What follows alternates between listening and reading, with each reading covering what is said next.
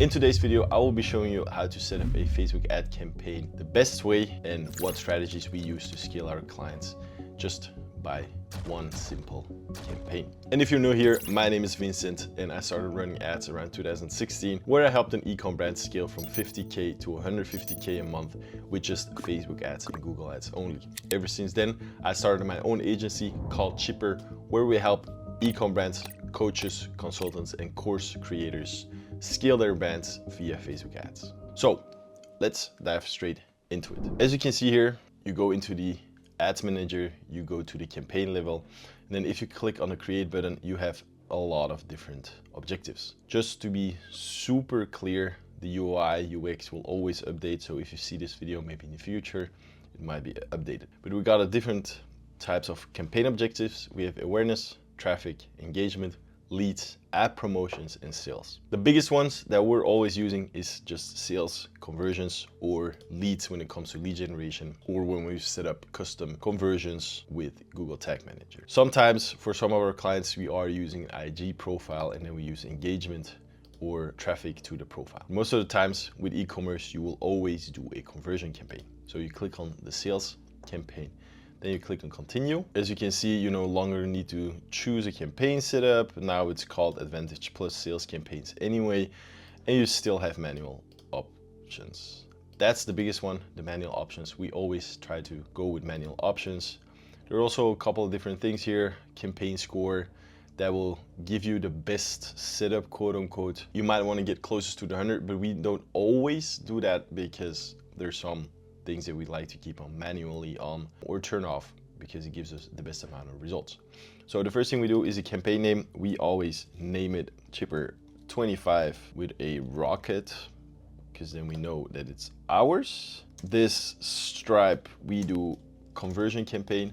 That way you know it's a conversion campaign. And then we do either creative testing for new creatives or we do retargeting. So this one will be the creative testing. Your buying type is auction. You have reservation. We had never actually used reservation so far, so we only do auction. Then always click on a CBO. So that's Advantage Plus Campaign Budget. You can also do ad set, but that's for another video that we'll basically do. Daily budget.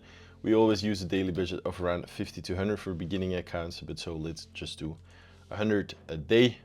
Bid strategy, highest volume. You can change it for cost per results or bid caps. We don't use those things. We let Facebook do their thing because they always know more. I always say Facebook knows when you're on a toilet, while other platforms don't. Then you can schedule your budget. So for example, if you see, but I would say that's more of an advanced optimization. If you see that in your Shopify store that people are more active during the morning than during the evening, then you can do that. But most of the times we just let it rip.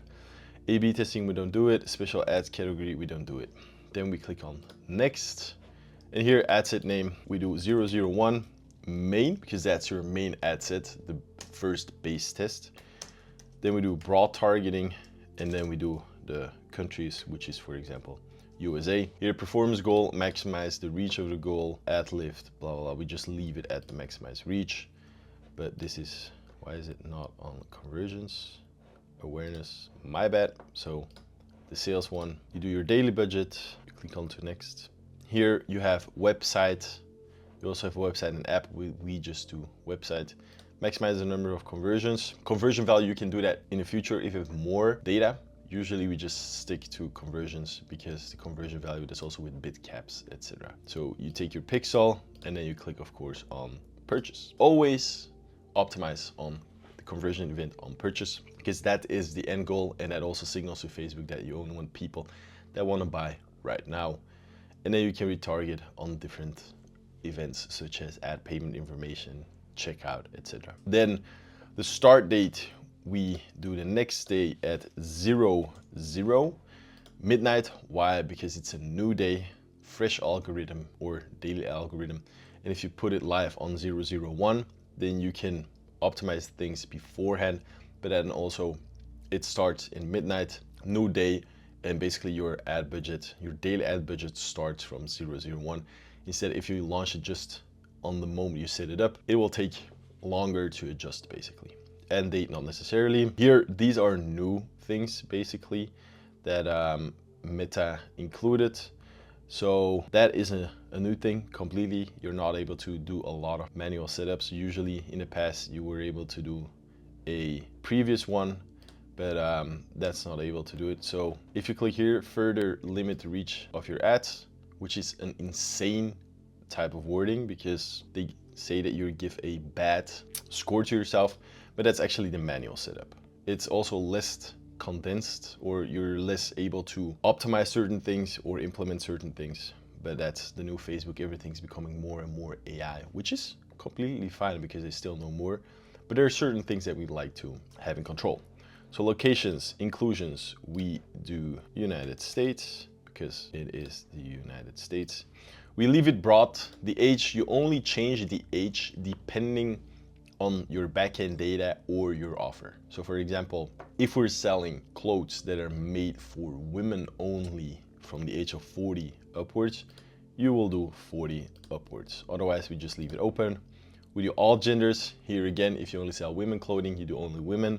If you sell a different type of product that is only for men, you will do only men. Bras, for example, that's only women, so you will click on men or women. Custom audience, we leave it open. Sometimes with new clients though, we will add detailed targeting.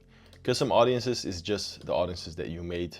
For example, for retargeting, we just leave that open. Detailed targeting, sometimes if it's a new brand, for example, that does skincare, we will type in skincare, cosmetics, skincare specialist, or like natural skincare.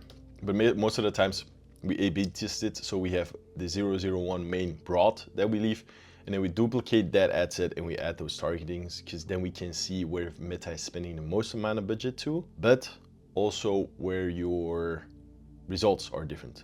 If the results for the targeting is better, we just start duplicating that one. Otherwise, we just leave it open. That is it with the detailed targeting. Then you can define it further, which is an end. So for example, if you say skincare and they need to like football, for example, but we don't do that. Languages, we just keep it on English or all languages. Placements, we just leave it open. All placements, this is also a new setting. Now you can filter on, do you want to have all devices? Do you want to have all mobile services or not? And then platforms as well. You have Facebook, Audience Network, Messenger, Instagram. They just made it more complicated again with the new update, but that's where you basically are able to filter. Usually we just leave it open. Depending on the data and the money that Facebook is spending, if we see, for example, that Facebook is spending more towards, I would say, the search results, but we're actually not getting any conversions from it, we just turn it off. That way, that's also part of the optimization process. Usually Facebook knows enough about your prospect and knows exactly what it needs to do to actually deliver it on the right placement to the right person. And then brand safety, that's also something new that's pretty cool as well, where you're able to say like, yeah, I don't want to have it on certain types of content or topics. If you're, for example, a family-friendly brand, you're able to use that if you want to. Usually we just leave it open because that's the biggest thing. You let the algorithm, let it do it work. Then ad name, we always do 001-1. And so every single batch, every single ad set, every single new creative batch gets a number. So for a specific client, it will be 001 main, but the more you test, the higher it gets. So for example, for this client, where we do lead generation, it is 0014 already. So we're testing a lot of different things, but as you can see, and then the creatives get a different name. Usually most creative batches is between 3 to 5 creatives. Creatives, I already explained it in a different video.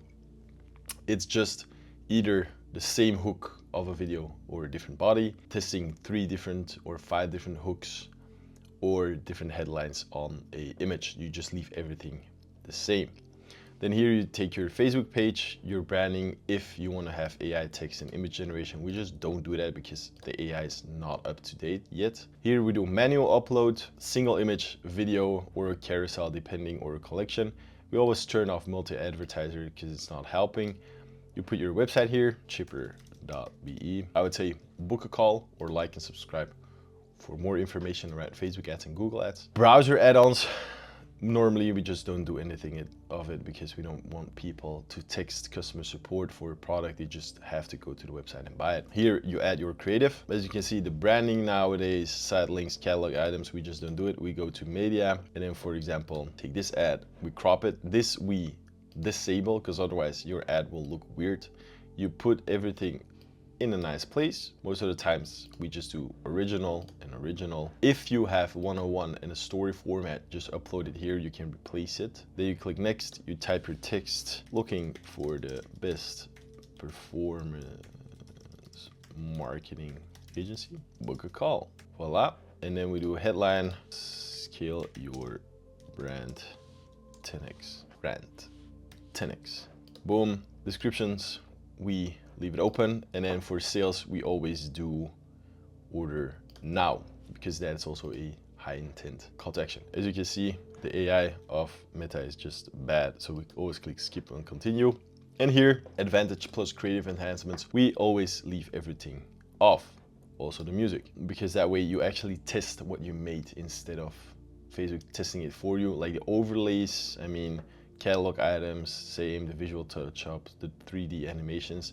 Certainly the text improvement, because this is one of the worst improvements that they made, because your headline might show up in an ad 4 different times in the description, the headline, as well as the bottom text. So leave that off. And then we click on done, and then we basically start to duplicate it 3 times basically, and we just change the name and then we publish it. Biggest thing here as well, your UTM parameters. We have special UTM parameters that we paste in it. If you want it, comment down below UTMs and we will send that over to you. And then we just publish it and then we just let it rip. As you can see, for these clients that we've done it as well, it is just one CBO campaign, all with different types of main targeting, only location targeting because it's local business. We go to an instant form, as you can see, all 3 or 001 basically, and then we just start testing different ads, ad creatives, ad texts, to just keep on optimizing to get the best possible results. And with this client, we basically halved his whole ad cost. We started off with 102.70, and now we're basically lowering that, as you can see. This one was just launched, so we're just gonna see how well they're doing. So basically that is it, and that's how you set up a good Facebook ad campaign for your e-com store that will help you to test, keep your ad account simple, and scale your brand more effectively. If you like this video, just make sure to like and subscribe, and I'll see you in the next one.